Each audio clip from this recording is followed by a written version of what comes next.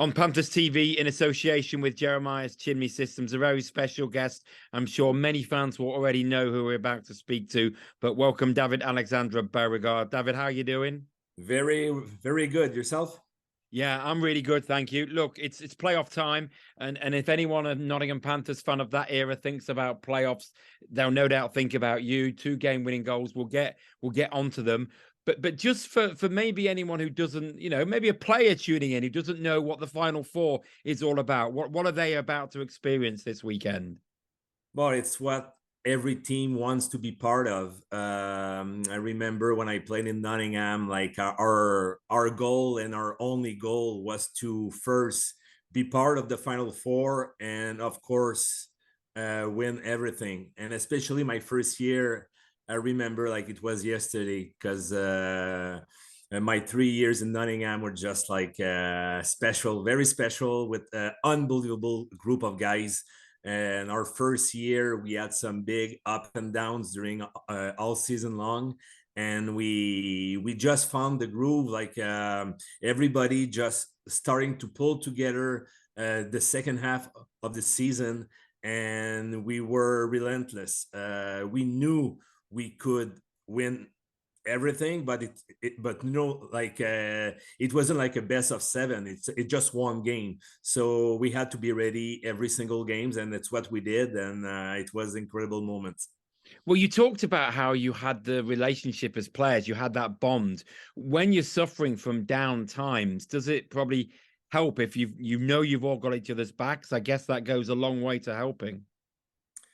Do you know what? Like, you never know which kind of dressing room you will have every year. And I think Corey, like, it did a really, really great job to pull together a team with the character, with great guys.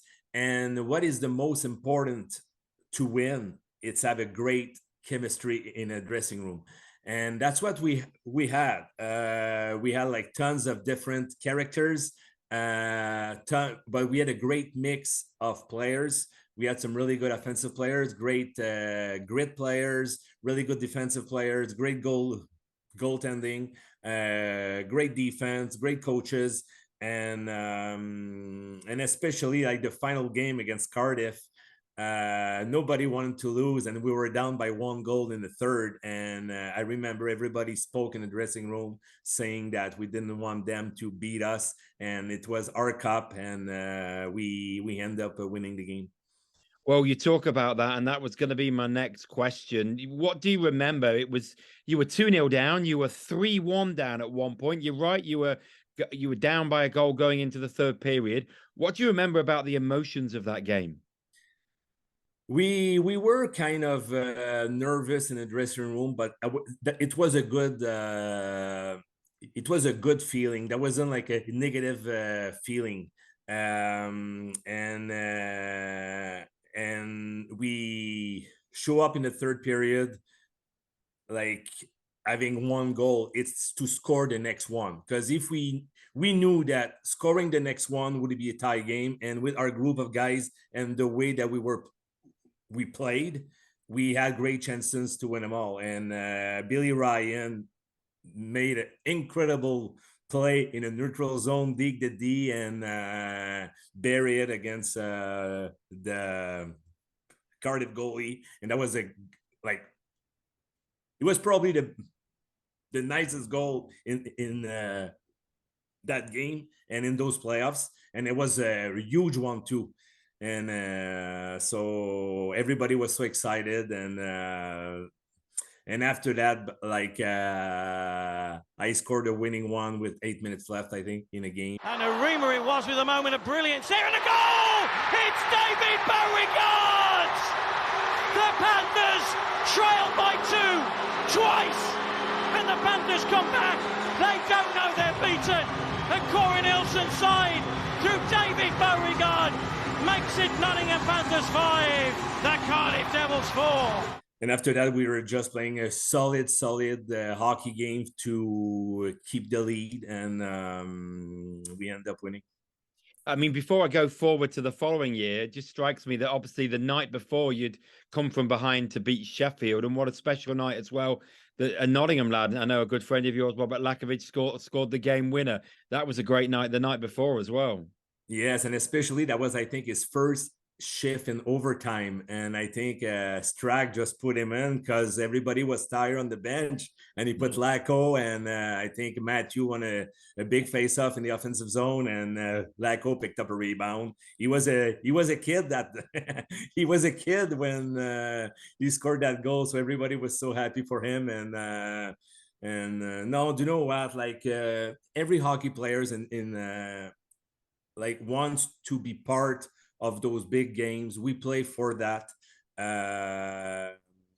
And like me right now, like I stopped playing like over than 10 years ago, and I still miss those games. I still miss those important games with big crowd. And I was the type of players too. I wanted to be on the ice for special moments and make the best of it. You know, I never felt pressure playing hockey. A lot of persons says because I was a goal scorer, I had pressure to score. But for me, that was I loved it. For me, it was just fun, and I just wanted to do it more and more and more every time. Well, you make a great point then, because it brings me on to the second year and the 2-0 victory over Cardiff Devils. And you say you never felt pressure, but I think back to your goal, and it comes to you in front of the net. And many people, many players might snap at the shot because of the lack of time you might have. But I remember the discussion on the commentary, how you just gave yourself a bit more time, made the move with the puck before firing it past Stevie Lyle, I think it was. Do you remember much about that goal? And as I say, it felt like there should be but no time, but you made the time. What do you remember about that? I remember everything. Yeah. I remember we had an offensive face-off, and Foxy was our centerman, and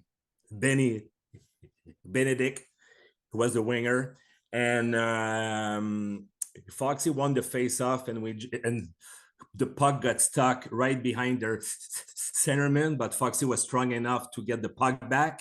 And like every good playmaker like he was, he knew exactly where I was, and I was ready. And just before Foxy grabbed the puck, I knew exactly he's going to pass it to me. And before he passed it to me, I knew exactly which move I'm going to make. So that's why before I got the puck, I had my play in my head, and that's what I did. And it was just for me, it was an easy one. Like a lot of people would say it's a great goal. For me, I would say just went an easy one because the Stevie Live move, and he went down, and I just knew that if I just stopped the puck and I came back on my backhand, I would have the open net. It's exactly what happened. So I was always positioning myself to get the puck in front of the net and try the best I can to put it in. And but see the feeling again. That was 0-0 with 7 minutes left in the game, and that play happened. And when I scored for myself, I knew it was over. We were playing a solid game. We didn't give much offensively to Cardiff, and that goal, I think, sealed the deal. Yeah, it absolutely was. And it was the start of, those years, and you were back for a bit, weren't you, in the year when the Panthers won everything. You came back as well to play a great part in that season. Could you feel, as part of that team that went on that run, that Corey and Strax were creating something special? It was kind of Straxy was a really, really, really, really good coach for the players. He had tons of experience. He's a great guy. He always found a way to talk to players and calm everybody. And Corey was there. He was the mastermind of all our success on the ice. He was a very, very smart. When he played, he was a very smart player, and he became a really, really smart and great coach. And it's not easy when you coach a lot of talented players. Sometimes you have a lot of egos, and it's always hard to make decisions.